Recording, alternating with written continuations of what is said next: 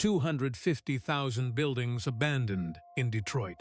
That's enough to pave a road from here to Chicago and back again, fundamentally reshaping an American titan.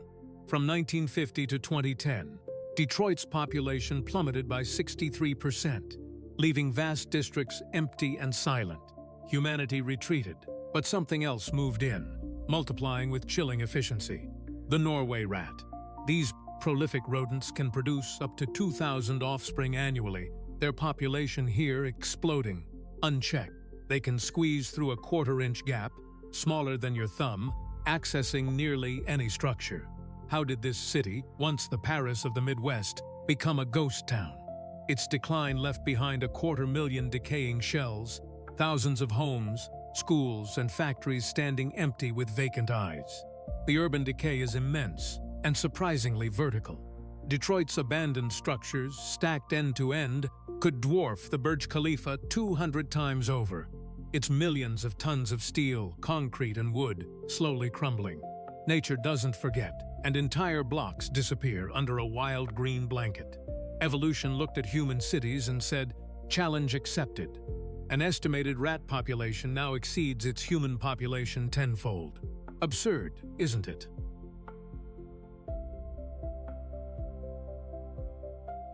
Detroit's population timeline paints a grim picture, plummeting from almost 2 million in 1950 to a mere third of that today. This massive shrinkage wasn't a sudden event. It was a drawn-out, domino-effect collapse. Deindustrialization hit hardest. Automation in factories, while boosting efficiency, started shedding workers by the thousands. Then, globalization intensified the hardship. Foreign competitors, especially from Japan and Germany, began chipping away at the big three automakers' dominance. Their cars were often more fuel-efficient and cheaper to build. By 1970, more than 700,000 white residents had already moved to the suburbs, chasing better prospects and escaping urban decay. This flight drastically shrank the city's tax base. Imagine a city losing over 1 million people in just 6 decades. That's like Philadelphia or Dallas just disappearing. Poverty rates exploded. By 2013, over 38% of Detroiters lived below the poverty line, almost 3 times the national average. This wasn't just about losing jobs, it tore the social fabric apart. As jobs vanished, Detroit's middle class evaporated. The median household income slid 50% between 1970 and 2010. In total, over 1 million residents left Detroit between 1950 and 2010, seeking opportunity elsewhere. The city shed 60% of its peak population. This left vast areas of property abandoned. Crumbling infrastructure. Broken streetlights cast long shadows on empty roads, abandoned fire stations stand like hollowed-out shells, and neglected roads buckle and crack. The sheer scale of this abandonment is astounding. By 2010, Detroit had lost a staggering 170,000 manufacturing jobs. In just 4 years, from 1979 to 1983, Detroit's auto industry shed 200,000 jobs, crippling local economies. Cheaper overseas labor and better logistics allowed companies to shift production, dismantling robust supply chains across many sectors within 2 decades. More than 80,000 vacant lots now scar Detroit, each one a silent testament to families who left, leaving behind a void. It's the human cost of collapse, a story etched in empty doorways and forgotten streets. Families were uprooted, often with little warning.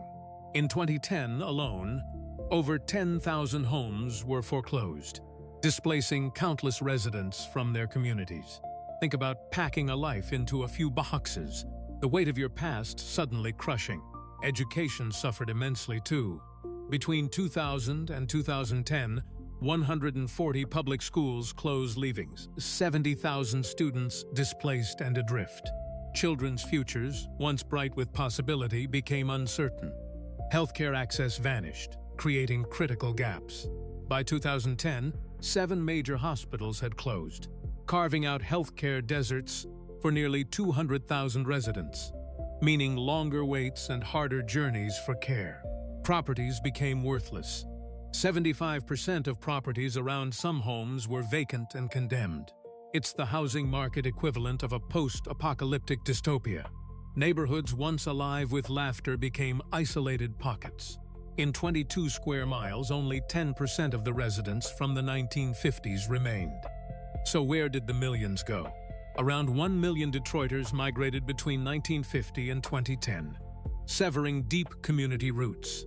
Their homes, once symbols of stability, were now worthless.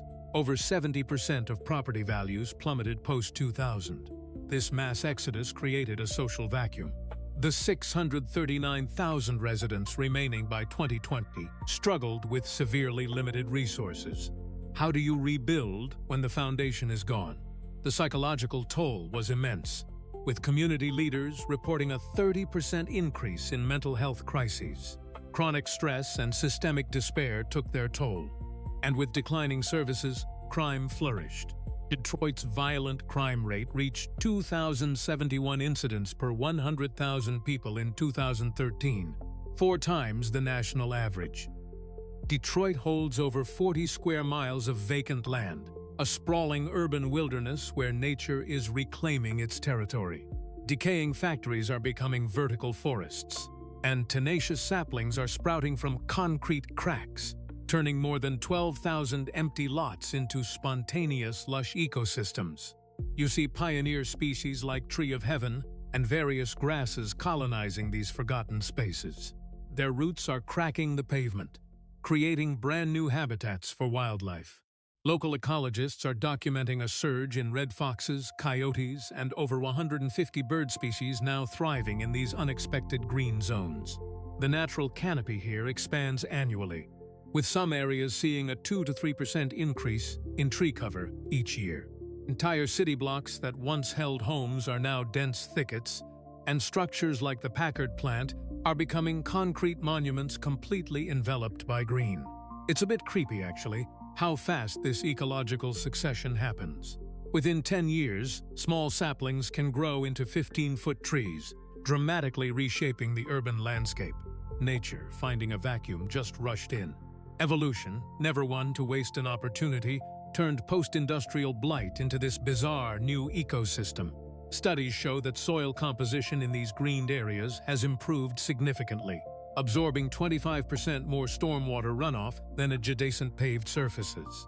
The absence of human activity has also created surprising pockets of biodiversity, supporting insect populations crucial for local bird migration routes. From humble dandelions to towering maples, plants adapt quickly. They don't care about zoning laws, only sunlight and soil. The largest urban park, Rouge Park, has now informally expanded into adjacent abandoned areas, encompassing over 1,184 acres. This unexpected wilderness provides critical ecological services, including carbon sequestration and air purification, benefiting Detroit's remaining residents. Detroit has blossomed with over 1,400 community gardens and urban farms, breathing life into forgotten corners of the city. Imagine an entire city block transformed into a farm, feeding hundreds. That's the scale unfolding here. These green projects now cover more than 120 acres, a space larger than 90 football fields, actively strengthening neighborhood ties. But it's not just about food. Art is actively reclaiming Decay. Hundreds of abandoned buildings are now canvases for vibrant murals, powerful statements against neglect, turning ruin into hope and cultural expression. And former industrial giants are finding new life through adaptive reuse. The Michigan Central Station, vacant for 30 years, has become a massive tech hub, a real testament to innovation. Annually, over 10,000 volunteers pour their energy into planting trees and tending gardens. That's like the entire population of a small town investing directly in Detroit's comeback. This collective resilience is reshaping the city, proving community and ingenuity can turn vast urban voids into vibrant centers of growth. Amidst the lingering shadows, Detroit is experiencing a powerful cultural renaissance, its residents determined to redefine the future with art and innovation. These efforts have already reclaimed over 1,400 vacant lots, establishing urban farms that now produce thousands of pounds of fresh local food. The Brightmoor neighborhood, once a symbol of abandonment, now boasts 25 active community projects, including new parks and a thriving arts district. Historic buildings are getting a second chance. Over 100 structures have been repurposed into lofts, studios, and businesses since 2015. That's more buildings transformed than many cities see in a decade, frankly. Private and public investment in revitalization projects surged to $3.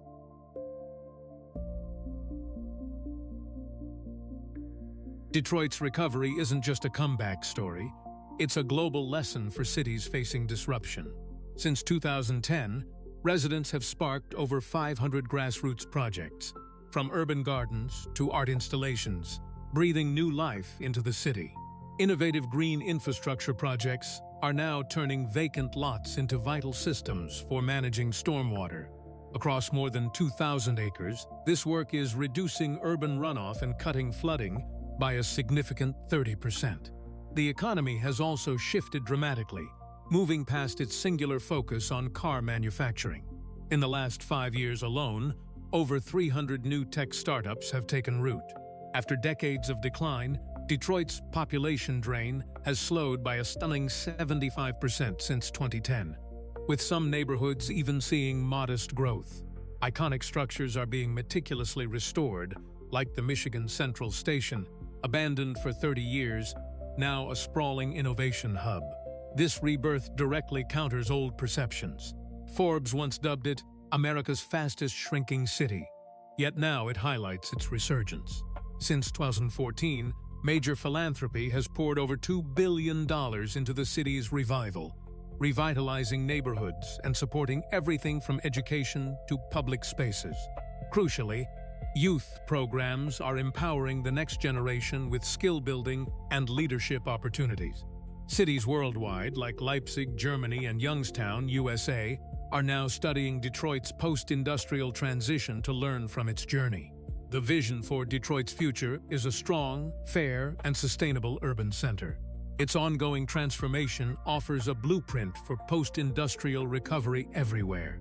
Detroit's innovative spirit is clearly alive.